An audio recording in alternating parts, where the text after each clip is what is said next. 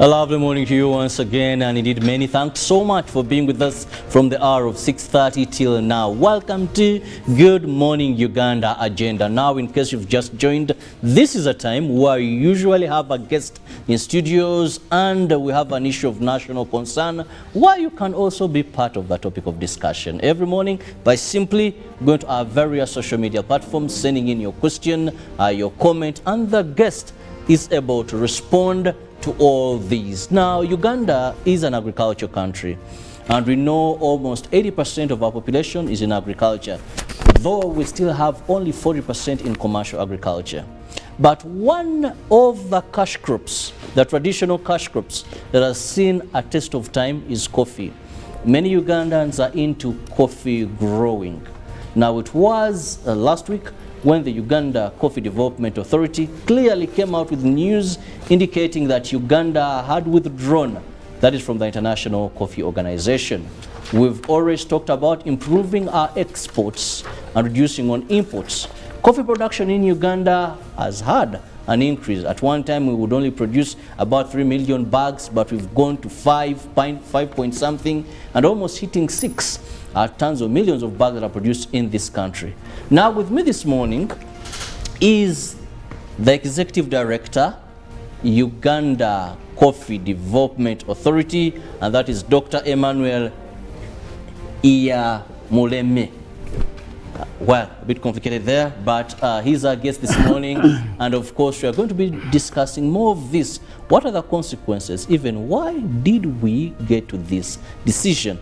Dr. Emmanuel, you're most welcome to our studios this morning. Thank you, Mr. Chirabo, and good morning, viewers. And I hope we had a cup of Ugandan coffee and not Nescafe, because coffee is healthy, it has healthy benefits, but important in the morning, it keeps you alert, it has the stimulus effects to keep us healthy, and our brain is working very well. I'm happy to be here and sharing the views to Ugandans, what government is really negotiating for Ugandans to bring on the table and to make Uganda again shine again. Well, Dr. A light one. Uganda is one of the countries in Africa that produces a lot of coffee in Africa, but our consumption of coffee is still very low. Yes, that's why I start to greet you to understand why we are in coffee. Precisely around 1919, coffee was introduced in Uganda from Nyasaland, that's Malawi. That was Arabica coffee, but we already had our own Robusta coffee, indigenous in Uganda. And the colonists at that time said, well, grow coffee, commercial crop, but export to other countries as a commercial crop. But we never asked ourselves why those people need the coffee.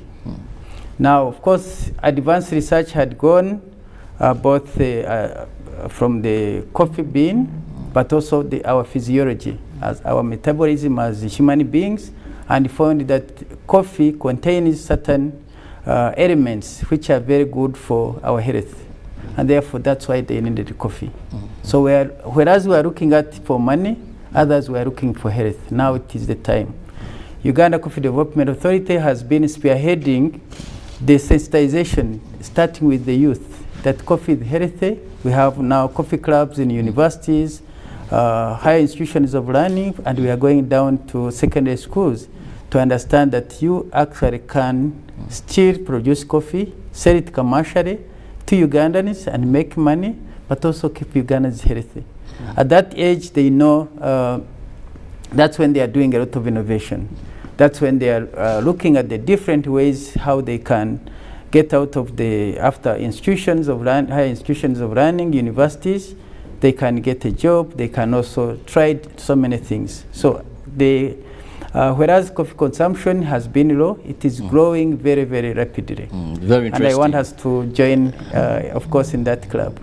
Well, I'll be a member of that club very soon, I hope, with more information regarding that. But I think it's also very better that you do not only produce for others, you also enjoy what you produce. Just now, like we do the matoke, we do milk, why not drink our own coffee? I get embarrassed many times when you hear we are going for a tea break, and I ask myself, why not even taking chocolate?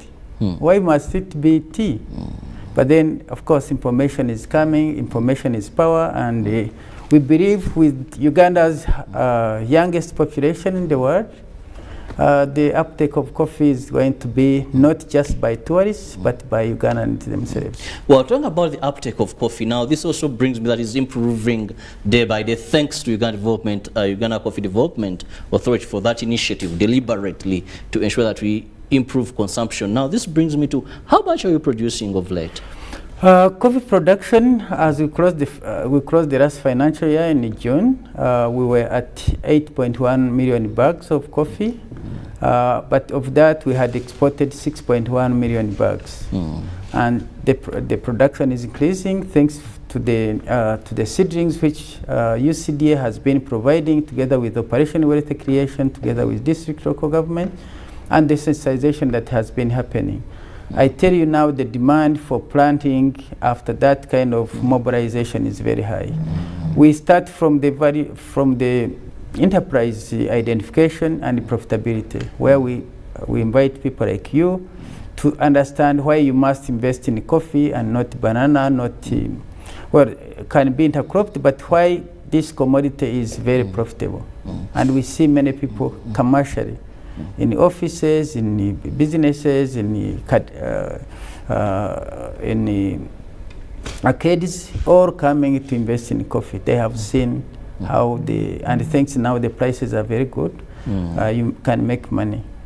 Well, that rightly indicates that most of our coffee is still being exported, because if you have 8.6 and about 6 million bags are what you're selling abroad, that means we cherish the international market.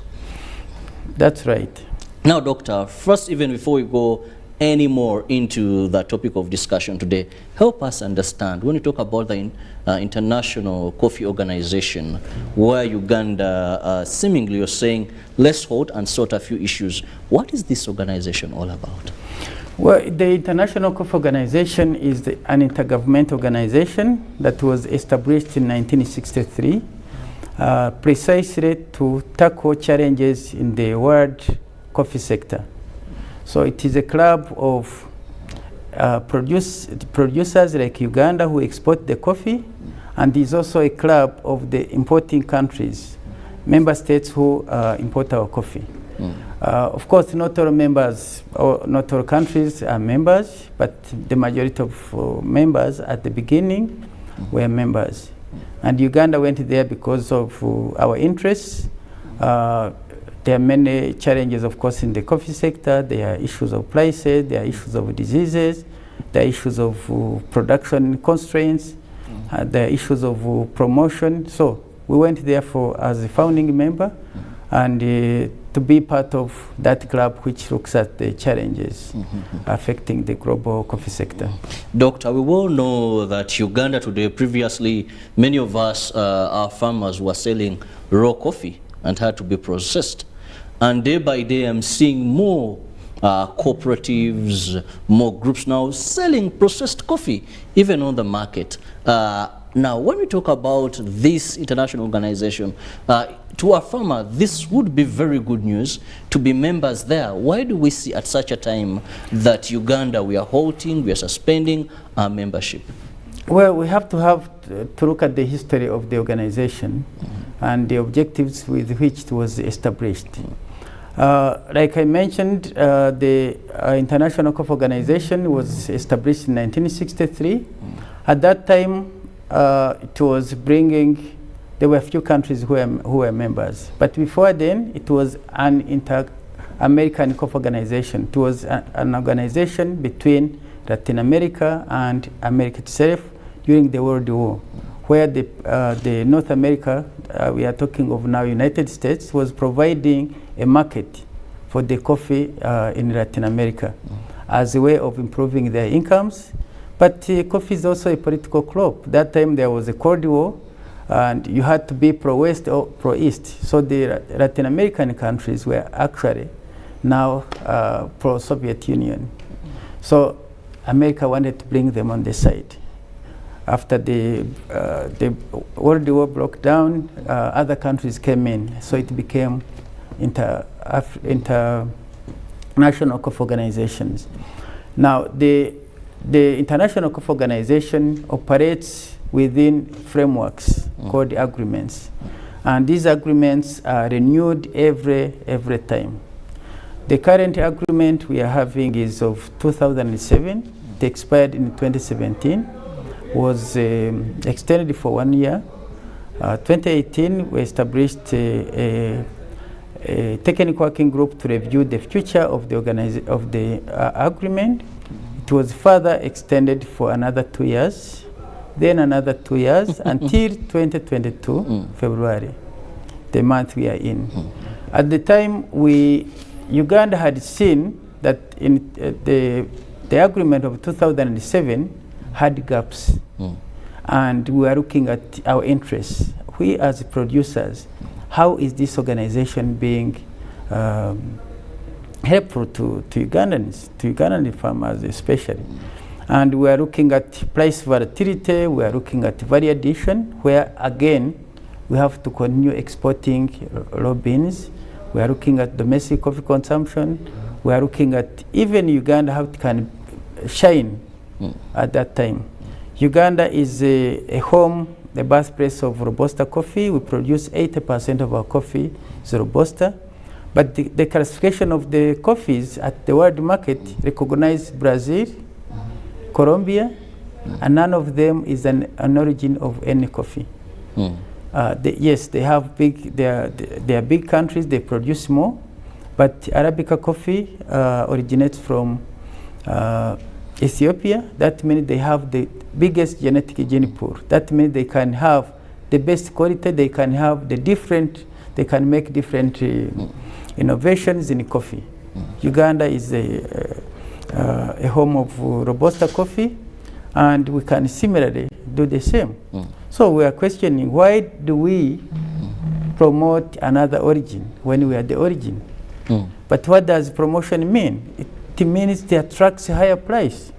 So when you look at the prices of the Brazilian nachos, Colombia milds, the way they call it, and other milds for which that's where Ethiopian Arabica is, that's where Ugandan Arabica is, the price is much lower. No wonder the International Coffee Organization has always been headed by an executive director from Brazil. And we are saying, no, this cannot continue in this direction. We have an artificial price called the ICO indicator price. It is collected by agents, private agents. They send to ICO. And these agents are based in importing countries. So they wouldn't want to put the price higher. And unfortunately, that's a benchmark for pricing. So we end up selling our coffee at low price because somebody is manipulating the price. So we are asking, give us the statistical formula of these prices. Let's not have an artificial, if we are talking about the transparency in our discussions, can we have the real formula? Uganda is privileged to be represented on the statistical committee of the ICO, of which I've been proud to serve Ugandans on that committee. We are also members of the Finance and Administration Committee of the ICO. And that's the most influential committee at that level. And reforms have not just started now. We have been pushing some of these reforms, including 2018, when I became the vice chairman of the Finance and Administration Committee, we pushed reforms. 2019, I was elected to represent Ugandans and the producer countries as chairman of the Finance and Administration Committee. We called for the resignation, the sacking of the Finance and Administration manager. We want transparency, we want reforms where we put our money, it has to bring value. So there are many issues we have brought to the attention of the ICO, and Uganda is very committed to make sure that that organization functions and brings benefits to the coffee producers. In your deliberations, one of the things you've hinted on is the Uganda is now moving another step. We can no longer sell raw coffee. And when you talk about the International Coffee Organization creating an atmosphere almost where we should remain selling, that is unprocessed coffee, is a loss to Ugandans. But Doctor, let's look at the impact of us suspending membership now, because this is what the farmers are scared of. I was speaking to one cooperative in Masaka. It's called Chibinge. I don't know if you've heard of that. Chibinge Coffee Cooperative. They even export coffee outside Uganda. And they said, isn't this going to have an impact on us, the farmers, in a negative way? Us who own these machines, us the exporters, in a negative way. That is the scare. Yet you make it sound it's for the good of those particular people. Let me tell you, Mr. Robert, if this issue of ICO has not come spearheaded by government of Uganda, nobody would even have known about ICO. Can you tell me how many years ago you knew about ICO? Maybe when I began, about 8 Anyway, years. the issue is that the International Coffee Organization, again, has no role in trade, in export of coffee. It has no regulatory role. I have not heard personally, and we are a regulator, we promote coffee, of any major exporter talking about the ICO. It's just coming in as a surprise. And this, the Ugandans who are educated, I don't know whether it is being educated, are the ones who are bringing this kind of information in a negative way, not just even reading to understand what the ICO is. And I hope by the time we leave this session, I'll give you the paperwork to read for yourself what the ICO is. To the viewers, ICO has no regulatory or marketing role. It's an intergovernmental organization that brings together exporting and importing members to discuss about coffee matters. But we are talking about what are the tangible issues we are looking at, what solutions we are getting, what mechanisms that are there in place. It's not going to a boardroom and you discuss we have a coffee-related disease in Uganda. It's about what mechanism can we together through international cooperation tackle these challenges. And this is what is missing. So to Kibinge, our brothers and sisters, we've worked with you, we have made you, we have contributed to what you are, but thanks to the efforts of the farmers, of course, we have supported Kibinge and other cooperatives and other farmers to access good markets. UCDA as the most important role is ensure quality. And I'm proud to tell you that now with UCDA role, Uganda coffee is the third best in the world in terms of coffee. And we are not satisfied with third position. We can be number one. And therefore, as long as we have good quality coffee, we continue to promote our coffee as a brand in big markets. We have seen recently, in August last year, Uganda coffee became number 2 in the Italian market. Second, after displacing India, after displacing Vietnam. We are now looking at Brazil, which is number 1. So this is no mean achievement for the Ugandan institution. And therefore, Ugandan farmers, exporters should just focus on improving quality. The ICO has no role in the marketing of Uganda coffee or any other coffee, and therefore this talking about for example, I'm hearing of people talking about the ICO certificate of origin, and I get very surprised. Even people who are educated, have you actually bothered to see the certificate of origin, ICO certificate of origin? But also very importantly, why would you not think if this coffee is coming from Uganda, that should be accompanied by a Ugandan certificate of origin? We don't have ICO staff in Uganda who are filling this certificate. It's filled by Ugandans. So it's just a colonial mentality. But I want to inform viewers, and I have a sample you can check for yourself here. The ICO certificate of origin, and I read, is intended solely for statistical purposes of the ICO and does not cover the origin of coffee. You can read for yourself. Well. This is just a statistical document. It's not a trade document. So let's not have mixed information and misguiding Ugandans. We are in the top of the game, and we want to assure Ugandans that there is no disruptions in our exports.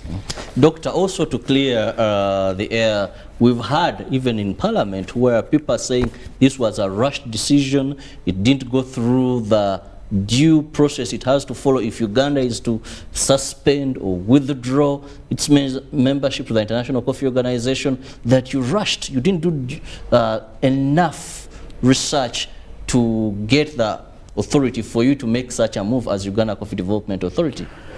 Well, again, Uganda representation in the International Coffee Organization has nominated representatives. There's a due process. And the process includes how do you make notification about that. These are part of the rules of the International Coffee Organization. There are many instruments Uganda has been negotiating, and it's not that you go to every Ugandan. So people were consulted. The notification was according to the law. It was also according to the rules of procedure for the International Coffee Organization. I want to inform the members of Parliament with due respect that when this new agreement is in place, Uganda is going to look at it with interest. Whether you have been part of the 2 years extension or not, like Uganda, all countries are going to ratify the new agreement to look at whether their interest in that agreement is fully covered. And Ugandans will make a decision. Such a document goes to Cabinet. Cabinet looks at it and as an executive to see whether our interests are catered for. So there shouldn't be an issue. Within 2 years, we are going to continue exporting the coffee. The money we are contributing there, we have a board in UCDA, we have a permanent secretary as head of technical minister of agriculture. We decide where to invest it. We are now embracing agro-industrialization agenda. To add more value to our coffee, we can invest in those value addition machines. We are looking at domestic coffee consumption. We can invest in that money. And eventually, when the new agreement has considered Ugandan interests, then we can join the organization again. America has exited the ICO twice. Right now, they are out. They can decide to come back. It's not a new situation. The good news to the Ugandans is that this is a negotiation issue. For example, we have had economic partnerships between Africa, Caribbean, and European countries. And sometimes they have stalled for several years, but we still come to the table and agree to move forward. So there are different tactics to negotiate. And I tell you, if we join now, we will be at the weakest point. Okay. We have given them issues. If those issues have not addressed and we join in now, what have we? We stand to lose. Nobody even takes us seriously. It's as if we don't have any issues. What I can assure viewers is that Uganda has read many initiatives and others are following. After this bold move, we have had many countries joining in the same. And ICO will never be the same again. Very interesting to hear. But Doctor, you've talked about so much that has to be done by the International Coffee Organization. But what do we stand to lose? Because you seem like even our withdrawal may not have an impact. What do we stand to lose if there is? Because eventually there is a reason why we were members and have been subscribing heavily to this organization. Mr. Robert, again, we go there for interest, and I have a document here from the ICO talking about tangible and intangible benefits. Let's hear through them. And one of the tangible benefits, I must admit, we get from the ICO is the compilation of statistics. And do you know where those statistics come from? Uganda Coffee Development Authority has a statistical desk which looks at the production statistics, export statistics.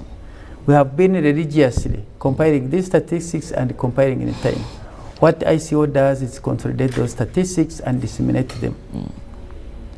If we don't, and as Uganda, we are still subscribing to other statistical databases.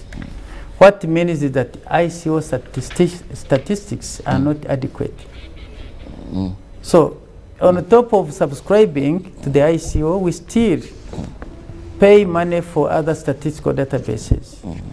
So, but members and non-members can still access those statistics. Yes. So, let's not have ICO is for our own. We have not disbanded it, but we are telling them, can you focus on the issues and the challenges of coffee producers we are talking about? Maybe just, Doctor, to interject, or you will still give us more of that. Let me just remind our viewers that you can be part of the topic of discussion this morning as we look at coffee production and Uganda's withdrawal from the International Coffee Organization. With me is the Executive Director, Uganda Coffee Development Authority, Dr. Emmanuel. The number is on your screen, 0709 60 25 92. That is the number. You can send us an SMS or a WhatsApp message, and I'll be reading them out. As we look at this crop that educated many, when you talk about coffee, as you look at this crop that has over a time been our main cash crop through generations as a country since it was incepted in Uganda's agricultural calendar there. So please give us your comment, your question, and my guest will be able to respond to that. We are no more, but you've given terms and conditions that must be met for us to renew our membership for the benefit of our farmers, for the benefit of our country. The number is 0709 60 25 92. So, Doctor, you're still looking at some of the benefits of us being there. You say data can be accessed, whether we are members or we are not. We can still access that data. Let's still look at some of what we stand to lose, if there is any. Well, one of the benefits of being in that club again, you can be a chairman or you can head a committee. But I don't get a per diem from that committee. There is no real benefits, whether you are chairing that committee or not. So there are issues like you can have, of course, knowledge, exchange of knowledge. It's vital. But that knowledge now with the Google, with the computer software, whether you are private sector, you are public sector, you can get this information. But we are looking at also, Uganda is a member of the Inter-Africa Coffee Organization, which is based in Côte d'Ivoire, in Abidjan. Uganda is a founding member, and there are many initiatives we are working with the Inter-Africa Coffee Organization. Uganda is looking at, together with other African countries, is taking coffee as a priority commodity at the African Union level. In the Department of Agriculture, that means we'll be focusing any funding, any concerted effort by African governments on promoting coffee as a priority commodity. We are also, through the Inter-Africa Coffee Organization, we are looking at the Africa Free Continental Free Trade Area, where coffee again can be traded within Africa and beyond. And together as Africa, we can, through Inter-Africa Coffee Organization, we can have one voice so that we negotiate, we trade as Africans, but also within Africa, but also have one strong voice in matters pertaining to Africa. The Inter-Africa Coffee Organization, the good news, it is also having a research component where our scientists can come and exchange information, can develop programs together, which to me tackles more of the pertinent issues we have here. Yes. So there are many benefits we are accruing from that organization, and for now we want to actually strengthen that organization for the benefit of Africa. So that together we can solve problems within Africa by exchange of information, by exchange of data, but also collaboratively our scientists working together to solve some of those challenges. Inter-Africa Coffee Organization has also spearheaded domestic coffee consumption. In addition to what we are doing as a nation, as a country, they have provided some small funding where we are going to be working with universities to strengthen the coffee clubs so that many of the graduates understand about coffee, entrepreneur, and also health benefits. Well, Doctor, listening to your explanation, one, it allays fears that this is going to have an impact or a major impact on the farmers, because first and foremost, one of the things that comes out, there are other alternatives, and maybe seemingly, I stand to be corrected, you have to be confident. Better alternatives than the International Coffee Organization, according to Uganda's interests in this very sector. But Doctor, also let's look at one thing that comes out clearly. In your submission, you mentioned issues to do with prices, and then like the buyers coming out setting these prices as an issue why you want to pull out of the international, as why we have withdrawn from the International Coffee Organization. For the 2 years of negotiation. Yes, for the 2 years of negotiation. You had something to do with prices and then standards that are required. Won't this have an impact then? Again, every morning, and I can tell you now the price about Ugandan, rather coffee at global level. We have a reference point. When the traders are trading, they look at the New York market. Our staff, by this time, they have indicative prices from the New York for Arabica. Our staff have looked at the market also from the London for Robusta, and disseminating this information to farmers. But when now there are negotiations about the coffee price, the issue of the ICO composite price comes in. And that's why we are saying this is not reflecting the actual price. Can we look at the actual price, not through the agents, but let's have some statistical information or formula on how this coffee price is derived. So again, I want to emphasize, there are members who are not, there are producers who are not members of the ICO. They still trade their coffee. So what, as Ugandans, as coffee producers, and I want to tell you, there are many countries which have congratulated Uganda, and they are joining in our move to push more reforms. If we are looking at value-added coffee, our farmers, instead of selling Chiwoko, they sell Kase. They sell parchment instead of selling cherry. I mean, we are looking at very good prices for the farmers. We are looking at barriers to trade, both there are non-tariff barriers, there are also tariff barriers. There is a role ICO can play in this space. Let me look at some of the messages. I think in the interest of time, I'll look at one or two of them. Good morning, thanks for the show. I'm Abiola Isaac from Ntungamo. I think it was some quick decision. We shall obviously miss on some of the advantages of selling in groups like common bargaining. What do I say about this? To my brother in Ntungamo, go about with the working with the farmer organization and farmer groups. We are actually carrying out, we are developing a strong curriculum on strengthening farm organizations and cooperatives.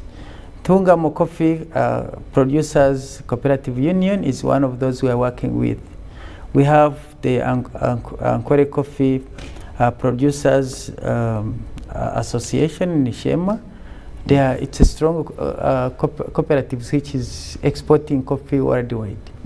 It doesn't export through ICO. So let's go to the basics again. The International Coffee Organization is a membership of organization by exporting and importing members to discuss about matters globally which affect the coffee sector. And as a government, we are spearheading these reforms We want the COF organization to have a mechanism of tackling some of these challenges, and it can be done. Doctor, another one. Good morning, Robert, and your guest. Dan Masco is my name, and I am from Bushenyi district. Your guest should tell us how and when the country became a member of the ICO. Was ICO established by an act of parliament or not? Why are they pulling out without parliamentary approval? The decision was taken by the ICO directors without an endorsement by parliament. Okay, I'll leave that bit of it. Why is he dodging questions and pouring scorn on elite of this country in his presentation? Well, we go with that one. I have maximum respect to Ugandans. I am a Ugandan, first of all. I am proud to be a Ugandan, but and I have never despised any Ugandan, whether a right or not. That's not part of my character. It's not part of my upbringing. I respect all of Jews, very constructive Jews, and I'm a public servant subject to criticism, but I prefer to look at issues rather than personalities, and therefore that kind of question is probably not personal. It's not directed to me as a person. Then also, why didn't you go through parliament? That is one of the issues he's looking at. The issue of ratification of these agreements is not a parliamentary issue. These are laid out procedures. It's not an act of parliament. These are agreements which are ratified by the executive. Well, I'll leave you with this final one, and this one is very happy with you. He says, as far as I remember, America has no permanent enemies, but they have permanent interests. Therefore, if that is the principle, it should be incumbent upon us to strategically navigate that principle, that others shouldn't take us for granted.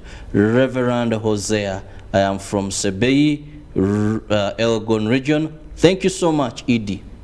Thank you. And let's wind up with this, your final remarks to Ugandans, those that have fears, maybe because of scanty or not enough information, or because they really believe this is going to have an impact on coffee exportation in our country. I want to thank again our political supervisors who have spearheaded the reforms in the coffee sector. We have seen coffee production and exports increasing over the last 6 years. Uganda has made leaps and bounds in this space, and there are many issues affecting, nevertheless, the coffee sector, which need to be tackled by government. This is an important commodity that is very democratic. Whether you're a big farmer, a small farmer, exporter, a delivery boy, anybody can, along the value chain, to provide jobs and incomes. And therefore, we want to assure Ugandans that as UCDA government institution, we mean well for the country, we mean well for the farmers to make maximum value of this commodity. And we have interests as a government to make sure that where we are represented, we have maximum benefits, including from the ICO. Well, I want to thank you so much, Dr. Emmanuel Iyamuremye, for having found time and, of course, being with us this morning. And, of course, all the fears. I now believe if you've been watching and following, you know that this is for the good of Ugandans, for the good of our coffee. Let's have better terms and conditions that will improve production and, of course, incomes coming in from exports. Have a lovely day. Ruben is here to take you through the world of sports. Good morning. See you tomorrow. Same time, the mighty Lord.